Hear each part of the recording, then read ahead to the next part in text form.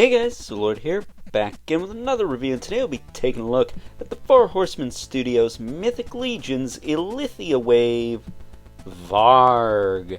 And before we get into it here, let's first take a look-see at both the front and the back of the packaging. So without further ado, let's get into it.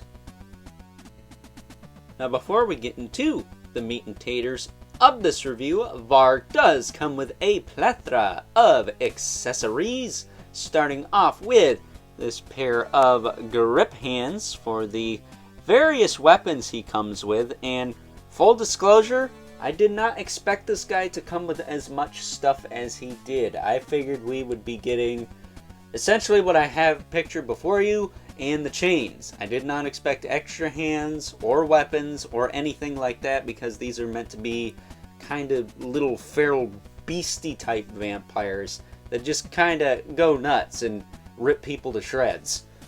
I'm sure I've mortified half of you and lost some subscribers for that remark, but it is what it is. That said, speaking of the chains, he does come with the handcuffs, kinky, which are also seen with our good buddy Hagnon, who is green, as it should be. Freaking blue Hagnon, you gotta be kidding me. Long live Ilgar. Sure, I lost more subscribers for that remark. And then we also have this leash, which can be held by any Mythic Legions figure, really. But I think if you have this guy paired with Desabalus, whatever his name is, big, scary-looking guy, this would look really cool. Or maybe even Vargg 2.0.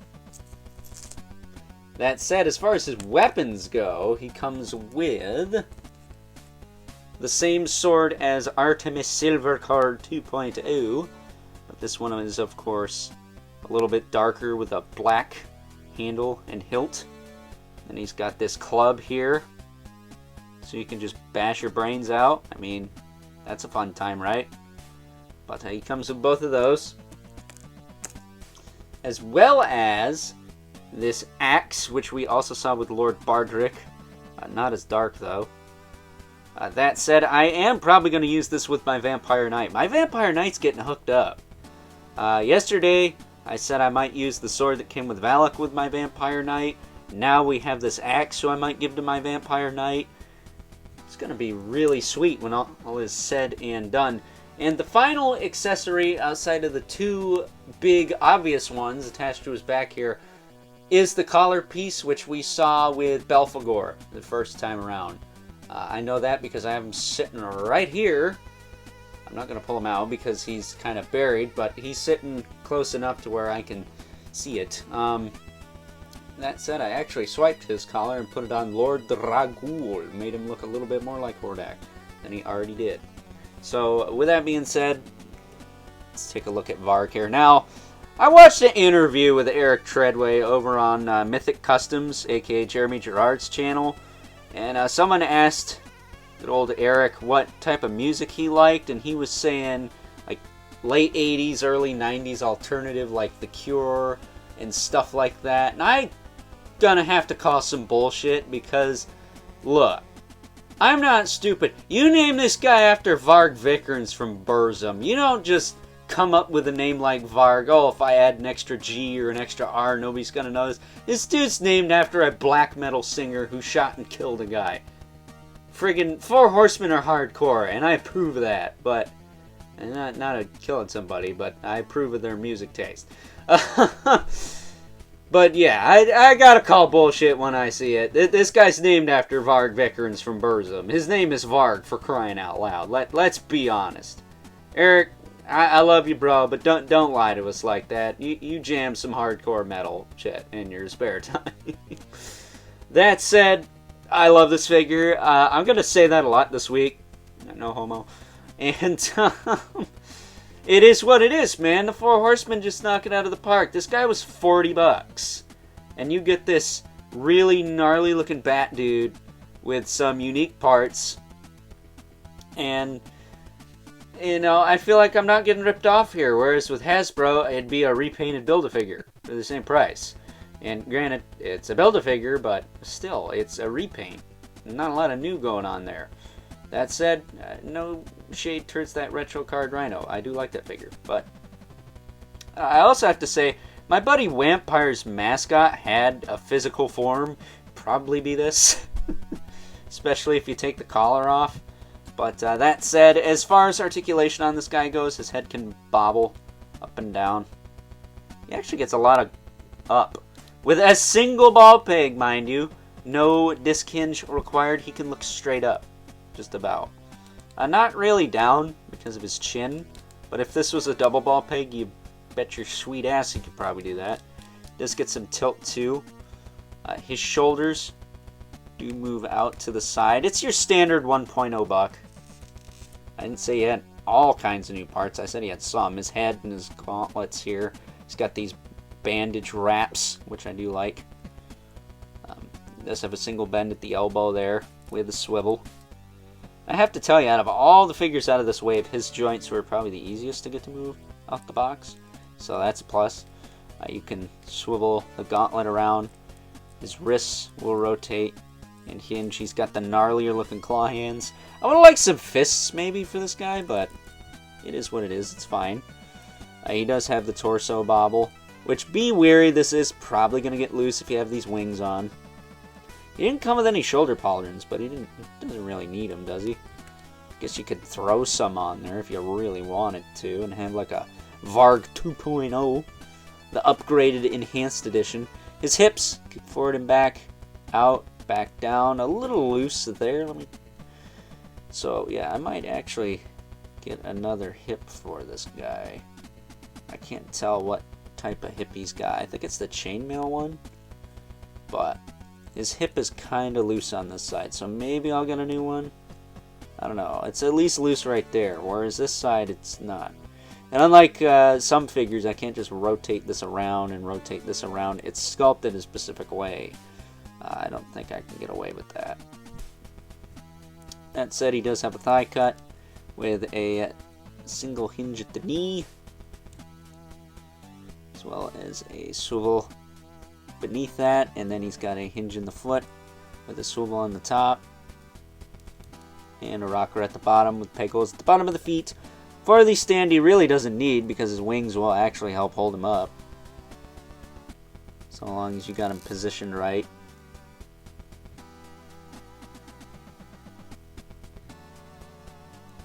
So there you go. I mean, does he really need a stand? I guess if you want to put him on a flight stand, you could try that. But as far as the wings go, we saw these on Illythia. They do have a hinge joint here, so they can splay out, and then they also hinge back and forth and rotate on his back, but I'm not going to move them a whole lot because I don't want them getting loose on mine. If you want to play with your figure till the cows come home, that's up to you, buddy, but I'm not in the game to make my figure super hella loose, so I'm just going to let that be. Let it be, let it be. Didn't expect to get a Beatles reference in a toy review about a figure named after a black metal singer who killed a guy, did you? But with that being said, it's another home run, man. It's a freaking awesome little bat monster guy who looks cool, comes with some rad accessories, and at a reasonable price point. That's all I ask. They don't all have to be gnarly looking bat dudes, but you know what I mean. Just make it worth my while, man. That's all I ask. That's all I ever ask in life.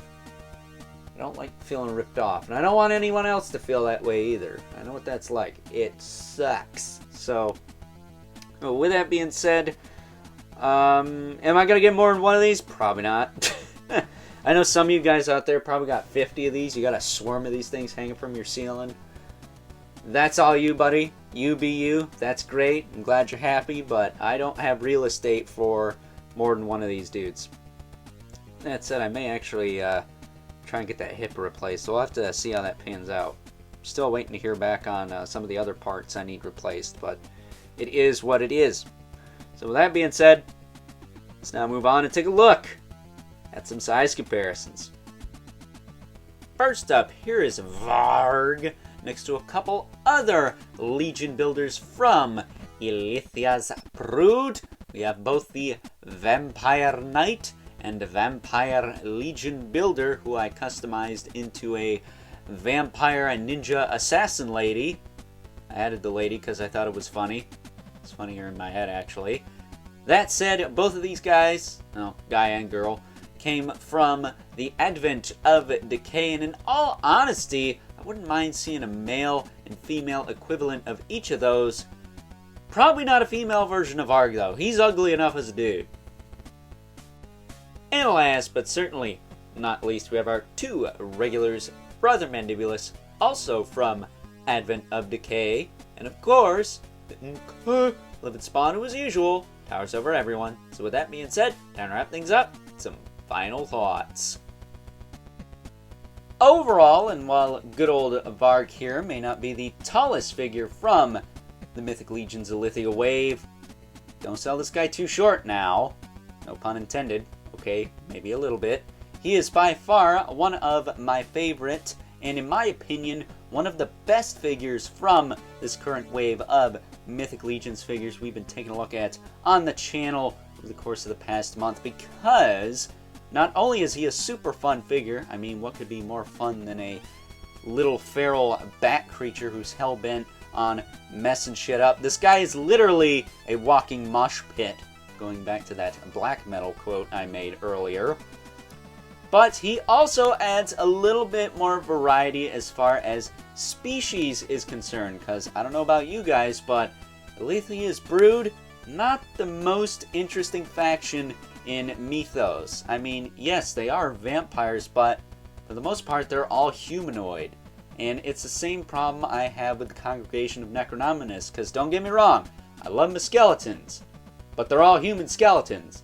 I'm pretty sure that there should be some orcs, goblins, and other creatures thrown in that faction just to spruce things up a bit. And I'm sure we'll see more of that come Legions Con next month when the Four Horsemen unveil the Necronomicus wave, which I can't confirm nor deny that they are doing that, but it makes sense since he is the last Horseman after all, so only time will tell, I suppose. But as far as good old Vargg is concerned, along with Decebalus, who I will be taking a look at this Friday, they do add a little bit more variety as far as the species go. They're not straight humanoid vampire characters. Decebalus is an ogre scale. This guy is more of a dwarf/goblin scale with these big ass wings on the back, and is giving me some total gargoyle vibes, and I absolutely love it. I'm looking forward to seeing more species added to the other factions that are currently lacking in variety right now, because outside of the Legion of Aether and the Circle of Poxus, I don't have a whole lot of that going on, particularly for the bad guy factions. I think the other factions, that's not quite as necessary, but for the bad guys, I'd like to see a little bit more variety, and I think the Horsemen have a lot planned as far as that is concerned. So, with that being said, I hope you guys enjoyed this review. If you were so inclined, please don't forget to comment, like, subscribe, and hit the bell so you know whenever I upload more reviews like this one. If you haven't already, please hit me up on Instagram at Overlord Productions, as well as the Mythic Legions Cabal over on Facebook. Be a part of the Mythic Legions community. But as always, keep the comments civil, because the world sucks enough as it is, especially when Eric Treadway is not honest about his real music preference. Come on, dude. You're a metalhead. Admit it. And until next time, I'll catch you guys later.